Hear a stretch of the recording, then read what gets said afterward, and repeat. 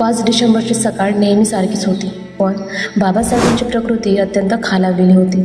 त्यांना मधुमेह, अशक्तपणा आणि अनेक व्याधींनी घेरलं होतं.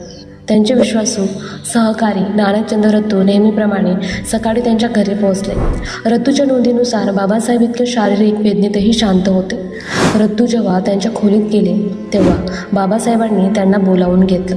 त्यांनी काही महत्त्वाच्या फायली, काही पत्रव्यवहार आणि ऑफिसच्या कामाबाबत अतिशय स्पष्ट सूचना दिल्या. त्यांच्या त्यागाचं एक असं उदाहरण आहे जे आजही प्रेरणा देतं.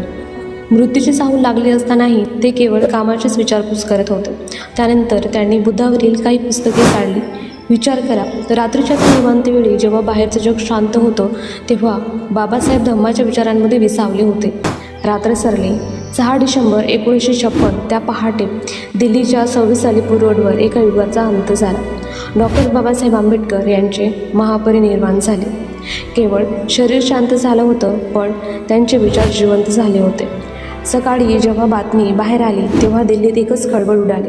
अवघ्या भारतात शोककळा पसरले. ज्यांनी बाबासाहेबांना प्रत्यक्ष पाहिले नव्हते ते लोकही टाळू फोडून रडत होते.